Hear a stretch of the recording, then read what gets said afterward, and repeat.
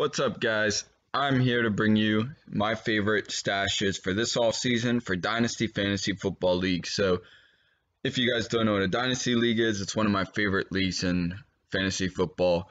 You basically initially draft a team, and then you keep that team for as long as your league goes. So, in the offseason, you really want to look for what moves are being made, what guys are going where. And here are just my favorite stashes for the offseason. Any sort of league this can apply to, because I've included at least one player each position that you can look to that has a good chance of being on your waiver wire, so you can go ahead and give it a look. And I'm not saying these aren't trade targets. I just want to make this clear first. These aren't trade targets, so you don't want to be like, oh, I need to get this guy or go high. Maybe if you have like a fourth round pick or something, you trade for him, see what he does, because those fourth rounders usually don't amount to much. But this is just, hey, let's check my waivers. Maybe I'm really thin at running back. This is a running back that has the chance at getting some work next year. So let's look at my first guy. We're going to start off at wide receiver, and my first guy is Darnell Mooney. I honestly don't know how he's not more owned at this point. It's like really surprising to me. But this guy, okay, so his 2020 stats: 98 targets, 61 receptions, 631 yards. Allen Robinson had 151 targets, 1,250 yards, and 6 touchdowns.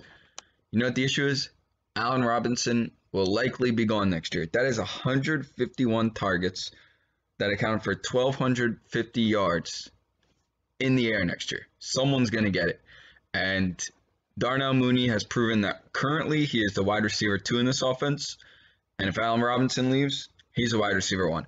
I know a lot of people talk about Anthony Miller, and he was hyped this offseason. I personally thought he could explode, but Darnell Mooney hopped above him. Darnell Mooney is definitely going to be the guy in this offense if Allen Robinson leaves, as he very likely will. Darnell Mooney had better receiving yards, more targets, and more touchdowns than Miller. So, like, this is a guy that if he's on your waiver, I truly believe you should have him on your roster right now. Quintez Cephus. Now, this is more of an interesting case. This guy, if you're in a deep league, I definitely would pick up. So his 2020 stats weren't that great. However, the Lions wide receiver room is crazy right now, and not a lot of people are noticing it, but they're gonna notice it when free agency starts. So let's just look at the Lions wide receiver room. Their top 3 targets, not including TJ Hawkinson, the tight end. Their top 3 wide receivers: Danny Amendola, 69 targets, 602 yards in 2020. He will likely be gone next year. Marvin Jones, 115 targets, 978 yards in 2020. He will likely be gone next year. Kenny Golladay too. Now, initially it was seen that they will absolutely re-sign Kenny Golladay, but it sounds like now they might actually even let Kenny Golladay go. And that means who is there to throw to in this offense besides TJ Hawkinson? I think Quintez Cephus gets like a huge bump up. And if you're in a deep league, I for sure recommend picking him up, because even if Kenny Golladay stays, this guy has a chance of being he's not going to be a stud. He won't be the best wide receiver in the league, but he could be a pretty serviceable guy. I mean, there's no wide receivers if all 3 of these guys leave. And even if 2 of them leave, that is 184 targets up for grabs. And if all 3 of them leave, that's 216 targets from 2020 up for grabs. And this guy had 1 catch in each of his last games, at least 1. He got more than 1 in some games. I know to some people it's like 1 catch. Some of them was more than 1 catch, but the proven consistency of at least 1 catch in his final 9 games proves that he will be in the starting wide receiver role for next season. And with 184 targets at minimum up for grabs for next year, I think this guy could be a stud. So let's go to the running backs. Let me go Perine. Okay, let's just I don't know if this guy will be on the waiver wire, but you can check. He likely will because he had a very rough rookie season, but this is what you have to look at for this guy. This really depends on how the Jets go after the running back in free agency. I personally don't think they're going to go running back early. They could. They could. It's important to watch that. I don't think they will, though. And if they don't, this guy could have a lot of opportunity. Now, this is not saying I like his talent all too much or I think he's on the best team. But what we learned from James Robinson, who finished like third in yards this season, opportunity for fantasy running backs is prime. We need to find the opportunity. They don't have to be the most talented, but I mean, I think James Robinson is talented. Don't get me wrong there. However, opportunity is huge. And look at the running back. They got Frank Gore. He's going to be gone. Yeah, he'll be gone. If he's back, he'll be like a low roll. Josh Adams, they didn't want to play him at all this year. They had to play him near the end. They don't want him. If he comes back, he'll be nothing more than like an emergency guy. This guy will likely be the starting running back week 1, and he could do nothing with it. He could do poorly and get benched, but he could also be the starting running back for at least half of the Jets season, and especially in like 12-team or longer leagues, having a starting running back is pretty valuable, and we don't know what he can do. He had some okay flashes, and with Fields out, maybe the offense is expanded. Maybe he can finally get something going, and I think he's definitely someone that should be at least on your radar. He could be the starter as of the start of the season, so that's a pretty big deal. Just go to the next running back. That is Ito Smith. This guy I'm less enthusiastic about because I think the Falcons will almost certainly draft a running back in this upcoming draft, and there's a decent chance it could be one of the top running backs. The Jets, I love Perine because I really don't think the Jets will target one of those high running backs, and I really think Perine can be the bell cow at least one of the first few weeks, and there's a chance he does good with it and takes off. His opportunity is high. Ito Smith's opportunity is high due to the fact that he currently has no competition, but you will have to monitor what the Falcons do in the draft. Todd Gurley, he's gone. Brian Hill, they might re-sign. However, his contract is up. The Falcons have Ito Smith under contract for next year, so he will almost certainly be back. So the thought here is he will get the starting job, and if he does well with it, he can keep it. If he doesn't, he doesn't.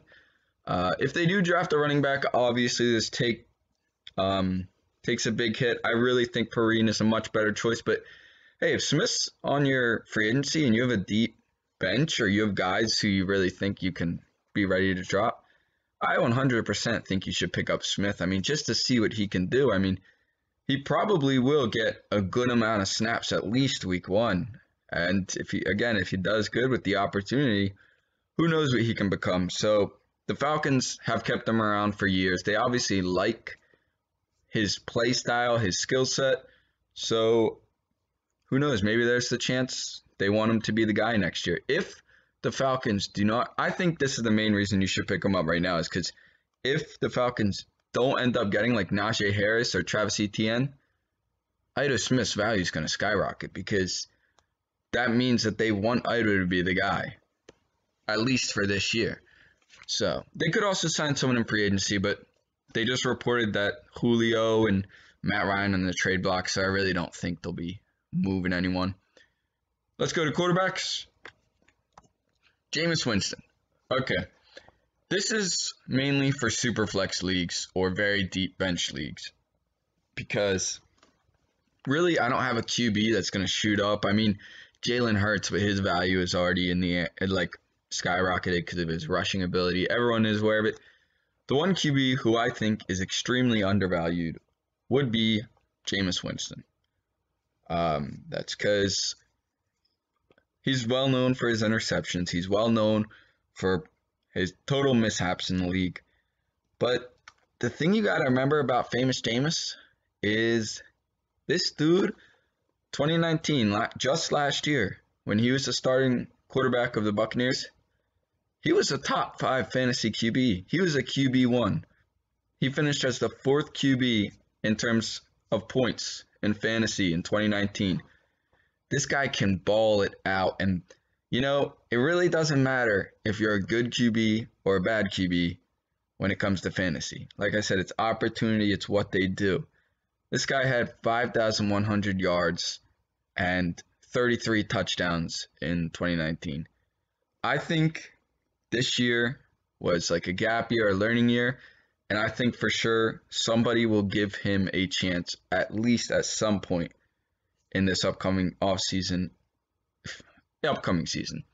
Someone's going to give him a shot, and he could go running with that shot. And I'm not saying he's going to be top 5 QB again, but if you're in a super flex league where you're starting 2 QBs, this guy could be a QB1 plenty of weeks. I absolutely like, especially if you put him somewhere like Joe Burrow might need more time to rehab that knee, and if he does, put Jameis in there. That wide receiver room is very nice, and he could be balling out pretty well, especially on a team that's losing. So I think you should just stash him out if you're on Superflex. If you're in a regular team with short benches, you can leave him on the waiver wire and just keep a QB that's pretty good. But if you've got room in your Superflex or you're really deep, like 12 team or something, pick him up, see what he can do for you. Maybe he gets signed by somebody and starts balling out like he did in 2019. You don't got to ignore what everyone says about how bad he was, how he threw 30 interceptions, because guess what? At the end of the year, he was QB number 4, and that's what matters. He'll win you games. All right, on to the tight ends. I know a lot of people are going to talk about this guy because this is an interesting case. He's not that good as he was on the Bengals. He's not the same guy. I know. However, Trevor Lawrence, I know, I'm going to say it, Trevor Lawrence. So the tight ends I got on this list, they aren't necessarily the best, but if you're in one of those tight end leagues where you have to start 2 tight ends every week, check if this guy's on your waiver wire, because his backup is a free agent, and there's doubt over whether his backup will be with the Jaguars next year. So if his backup isn't with the Jaguars next year, that's already an increased opportunity for Eifert. And if they get Trevor Lawrence, that's a huge increase for Eifert, especially because their defense will probably still be garbage. They'll probably be throwing a lot. If you're in one of those 2 tight end leagues, this is a guy I feel like you have to have on your bench. Age doesn't really matter for a tight end. Like, it does to an extent, but it's not that big of a deal like other guys. Like, Jimmy Graham is having a solid year, and he's like 34 right now. 30 isn't too bad. So it's really not that bad. I think this guy can put together a solid season. I'm not saying he's going to be one of the best tight ends. I don't believe that. I think his prime is way done. But he could have a nice little rebound here, and maybe your bye weeks, you throw him in, you get a few injuries at tight end, you throw him in, he does just okay. I think paired with Trevor Lawrence and that losing team will do good. Next up is our last tight end. We have Harrison Bryant.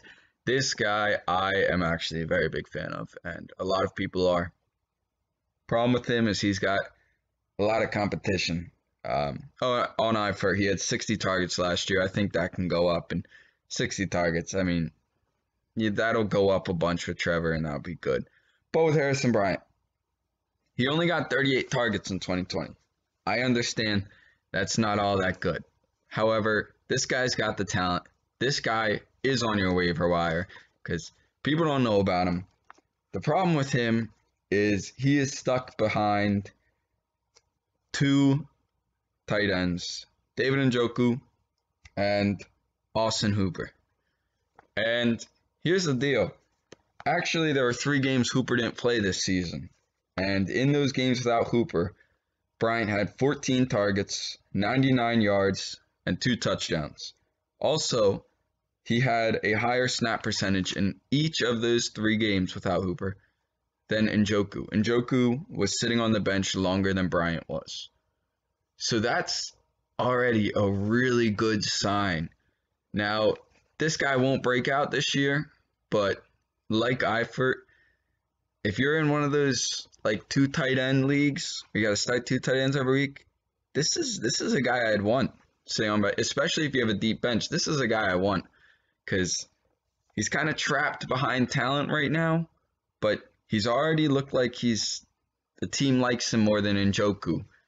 He's pushing Hooper for targets, and I think he's just, as he gets older, he's just going to continue to shine. We know tight ends, it takes them a bit of time to get to their elite spot usually. I'm not calling him elite, but I'm saying their peak, sorry.